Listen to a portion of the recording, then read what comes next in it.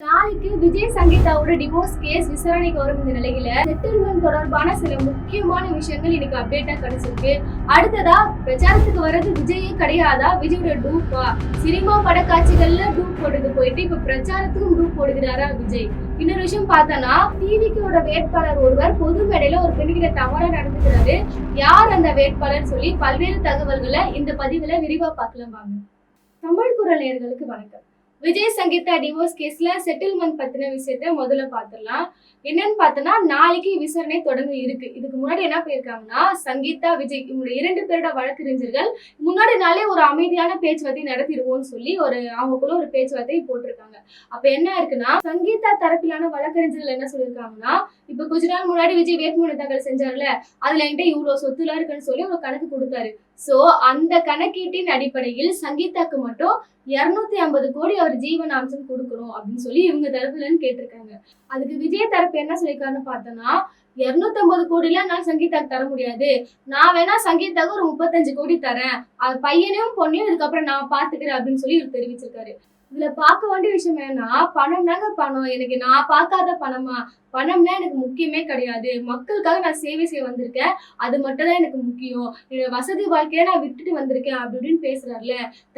அவரோட மனைவி மகள் இதுக்கப்புறம் எப்படி இருக்க போறாங்கன்னு சொல்லி அவங்களுக்காக ஒரு ஜீவனாசம் கேட்டா அதையே அண்ணனுக்கு கொடுக்கறதுக்கு பெரிய மனசு வரல. கொஞ்ச நாளைக்கு முன்னாடி பெரம்பூர்ல போய் வீடு வீடா போய் கோலம் போட்டு விளையாடி இருந்தார்ல, அன்னைக்கே தமிழக பெண்கள் எப்படி கேள்வி கேட்டாங்கன்னா, உங்களை நம்பி வந்த ஒரு பெண்ணோட வாழ்க்கை இன்னைக்கு அலங்கோலமா இருக்கு, நீங்க வீதி வீதியா எல்லாரும் பெண்கள்லாம் வீட்டுல கோலம் போடுங்க அப்படின்னு பேசுறீங்களே, இது நியாயமா அப்படின்ற மாதிரி கேட்டாங்க. அன்னைக்கு ஒரு முக்கியமான விஷயம் என்ன நடந்துச்சுன்னா, ஸ்டாலின் அவர்கள் பரபரப்பா ஒரு விஷயம் போயிட்டு இருக்கு டீலிமிட்டேஷன் பத்தி, இந்த மாதிரி மாநில உரிமைகளை பறிக்க பாக்குறாங்கன்னு சொல்லி தமிழகத்துல இருக்க எல்லா வீட்லயுமே கருப்பு கொடி ஏத்துங்கன்னு சொல்லி ஸ்டாலின் அவர்கள் ஒரு அறிவிப்பு வெளியிடுறாரு. விஜய் அவர்கள் என்ன சொல்றாருன்னா, வீடு வீடா கோலம் போடுங்கன்னு சொல்றாரு. இதை பார்க்கும்போது எப்படி இருக்குன்னா, கொஞ்ச நாள் முன்னாடி பிரேமலதா அவர்கள் ஒரு மேடையில பேசியிருந்தாங்க, விஜய் என்பவர் அரசியலுக்கு ஒரு சின்ன லாலிபாப் சாப்பிடுற பேபி மாதிரி தான் அப்படின்னு சொல்லியிருந்தாங்க. அதை ப்ரூவ் பண்ற விதமா தான் இந்த விஷயங்கள்லாம் விஜய் பண்ணிட்டு இருக்காரு. இப்ப நீங்க கேட்கலாம், எதுக்காக உங்க பர்சனல் வாழ்க்கையை நீங்க தொடர்ந்து பேசிட்டே இருக்கீங்கன்னு சொல்லி கேட்கலாம். யாருமே எந்த ஊடகத்துறையுமே விஜயோட டிவோர்ஸ் கேஸ் அதை பத்தி யாருமே பேசவே கிடையாது. எப்போ ஒரு பெண் பாதிக்கப்பட்டாலும் அந்த பாதிக்கப்பட்ட பெண்காக நிற்கிறதுக்காக தான் எல்லாருமே இந்த டிவோர்ஸ் கேஸை பத்தி பேச ஆரம்பிச்சாங்க. எப்போ இந்த டிவோர்ஸ் கேஸ் போயிட்டே இருக்கும் போது சக நடிகை கூட ஒரு ஃபங்க்ஷனை வெளிப்படையா அட்டென்ட் பண்ணாரோ, இது மாதிரியான விஷயங்கள் நடக்கும் போதுதான் இதை பத்தி பேச ஆரம்பிச்சாங்க. ஏன்னா சங்கீதா அவர்கள் விவாகரத்து கேஸ் போடும்போது விஜய் என்னை உடல் அளவிலும் மனதளவிலும் புண்படுத்திருக்காருன்னு போடுறாங்க. அது மட்டும் இல்லாம டிவிக்கோட ஐடி மெம்பர் சங்கீதாவை அவ்வளவு கீழ்த்தரமா பேசுறானுங்க. ஒரு பெண்ணை எப்படி பேசக்கூடாதோ அவ்வளவு கேவலமா பேசுறானுங்க. அதுக்கு விஜய் எந்த கண்டனமும் தெரிவிக்கல. சோ அவரு பேசினா என்ன, ஊடகத்துறை சும்மா இருக்க மாட்டான்னு சொல்லிதான் எல்லாருமே சங்கீதாக்கு ஆதரவா பேச ஆரம்பிச்சாங்க. சோ இப்போ இந்த கேஸ்ல பார்த்தோம்னா நாளைக்கு ஒரு விசாரணை போகுது. இப்போ சங்கீதா என்ன ஒரு அலர்ட் கொடுத்துருக்காங்க வெளியே வந்த செய்தின்னு பார்த்தோம்னா, நாளைக்கு டிவோர்ஸ் கேஸ் விசாரணையின் போது ஏதாவது ஒரு அவதூறுகளை விஜய் பரப்புனாருன்னா, நான் கண்டிப்பா இதுவரையுமே இந்த துணை நடிகை கூட யார் இருக்காங்கன்னு சொல்லி அந்த டீட்டெயிலா எதுவுமே நான் சொல்லவே இல்லை. அப்படி விஜய் நாளைக்கு விசாரணையின் போது என் மேல ஏதாவது ஒரு அவதூறு கிளப்பினாருன்னா, என் மனசு புண்படுற விதமா நடந்துக்கிட்டாருன்னா, நான் கண்டிப்பா எல்லா வீடியோ ஆதாரங்களையும் பிரஸ் மீட் முன்னாடி வச்சு முடிப்பேன் அப்படின்னு சொல்லியிருக்காங்க. ஏன்னு பார்த்தோன்னா, இந்த கேஸ் ஆரம்பிக்கும் போதே சங்கீதா அவர்கள் ரொம்பவே மெச்சூர்டா நடந்துக்கிட்டாங்க. ஏன்னா இது அவங்க நினைச்சிருந்தா இல்லாத போலாத அவதூறெல்லாம் சொல்லி அவர் மேல அந்த தப்பான ஃபேமை உருவாக்கி இருக்கலாம். அவங்க அந்த மாதிரி எதுவுமே பண்ணல. எனக்கு அவரோட வாழ விருப்பம் இல்லை, நான் லீகலான முறையில டிவோர்ஸ் வாங்கிக்கிறேன்னு சொல்லி ரொம்ப டீசெண்டா நடந்துக்கிட்டாங்க.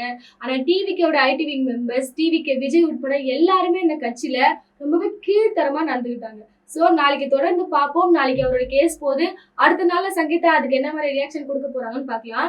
இதுல விஜய் என்ன சொல்லியிருந்தாருன்னா, என் பசங்களை நான் பாத்துக்கிறேன் அப்படின்னு ஒரு விஷயத்த சொல்லியிருந்தாரு. இப்ப ரீசெண்டா சஞ்சய் அவர்கள் பார்த்தோன்னா, அந்த ஜிக்மா படத்துக்கு ஒரு டைரக்டர் போல அந்த படத்துக்கு சைன் பண்ணும் போது விஜயோட இனிஷியல் இல்லாம அவங்க அப்பா பேரை இல்லாம அவர் பேர் எழுதுறாரு சஞ்சய்னு சொல்லி. சோ சஞ்சய் அவங்க அப்பா கூட இருக்க ஒத்துப்பாரா அப்படின்னு சொல்லி இன்னொரு விஷயமும் இருக்கு. அதுதான் பிரச்சாரத்தை பத்தி ஒரு விஷயத்த நம்ம பேசியிருந்தோம். சமீபத்துல மும்பையோட மேக்கப் ஆர்டிஸ்ட், விஜயோட மேக்கப் ஆர்டிஸ்ட் நினைக்கிறேன், அவர் ஒரு வீடியோ அவரோட எக்ஸ்பேஜ்ல போடுறாரு. என்னன்னு பார்த்தோன்னா, ஏதோ ஒரு நபருக்கு அச்சசல் அப்படியே விஜயோட மேக்கப் போட்டு தத்ரூபமா வச்சிருக்காரு. அந்த வீடியோ போட்டு பார்க்க அப்படியே விஜய் மாதிரியே இருக்காரு. அந்த வீடியோவை அவரோட ஐடியில போடுறாரு, கொஞ்ச நேரத்தையும் டெலீட் பண்றாரு. நீங்க அப்படியே விட்டுருந்தா கூட அந்த சந்தேகம் வந்திருக்காது. நீங்க எதுக்கு டெலீட் பண்ணீங்கன்னு யோசிச்சு பார்க்கும் போது இப்போ சோசியல் மீடியால எப்படி பேசுறாங்கன்னா, ஒரு நாள் பிரச்சனைக்கு விஜயே கிடையாதோ, இப்படி டூப்பை போட்டதான் அமுச்சு விடுறாங்கன்னு சொல்லி எல்லாருக்கும் ஒரு கொஸ்டின் மார்க். ஏன்னு பார்த்தோன்னா, எல்லா பிரச்சாரத்துக்கும் விஜய் வராரு, கை ஆட்டுறாரு, வணக்கம் வைக்கிறாரு, எதை தூக்கி போட்டா பிடிக்கிறாரு, இது மட்டும் தான் பண்றாரு. ஆனா விஜய் ஏன் ஒரு வார்த்தை கூட பேச மாட்டாரு? காரைக்கால் மீட்டிங்ல கூட அவ்வளோ தூரம் ரோட் ஷோ பண்ணிட்டு வராரு. கேட்டா டைமிங் முடிஞ்சிச்சான், அப்படியே யூட்டன் அடிச்சு போறாரு. ஒரு வார்த்தை கூட பேசல. இந்த மாதிரி லேட்டா வந்துட்டேங்க, இதுக்கப்புறம் என்னால பேச முடியல, ஓட்டு போட்டுருங்க, விசில்ஜனத்துக்கு ஓட்டு போட்டுருங்க, இவ்வளவு சொன்ன கூட போதும். அது கூட சொல்லாம திரும்பி போறாருன்னா ஒருவேளை உண்மையிலேயே இவங்க டூப்பு தான் போட்டாங்களோ அப்படின்ற மாதிரி விஷயங்கள்லாம் போயிட்டு இருக்கு.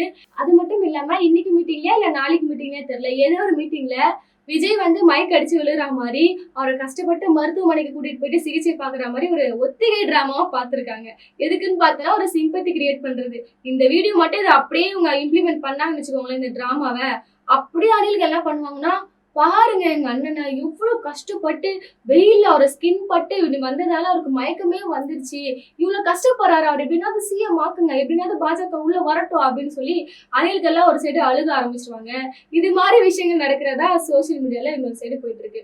அதுதான் இப்பதான் நம்ம சீரியஸான விஷயத்துக்கே வரும்.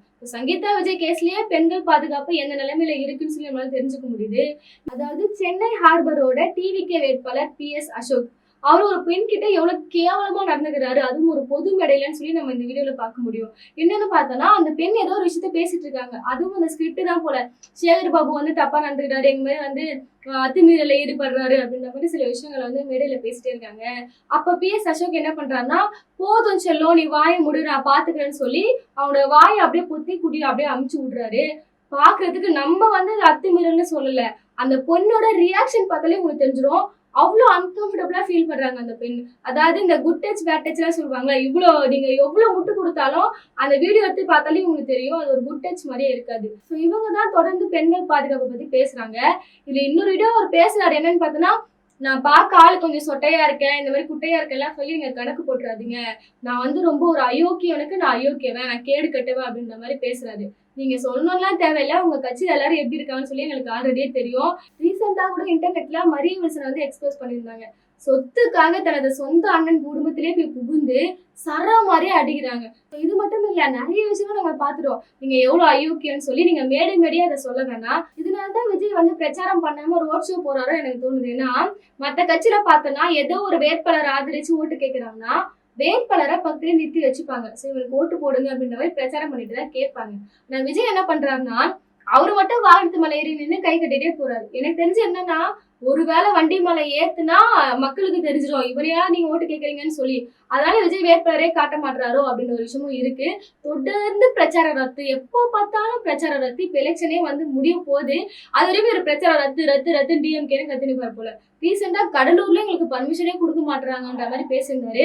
ஒரு கட்டத்துக்கு மேல கடலூர் காவல்துறை என்ன சொல்லிட்டாங்கன்னா, போட்டு உடைக்க ஆரம்பிச்சிட்டாங்க. உண்மையா எங்க அவர் பர்மிஷனே கேட்கவே இல்ல, அப்படியே ஒரு 2 வாட்டி பர்மிஷன் கேட்டாரு, 2 வாட்டி நாங்க பர்மிஷன் கொடுத்துட்டோம், சொந்த காரணங்களுக்காக அது இதுன்னு சொல்லி ரத்து பண்ணிட்டு போயிட்டாரு.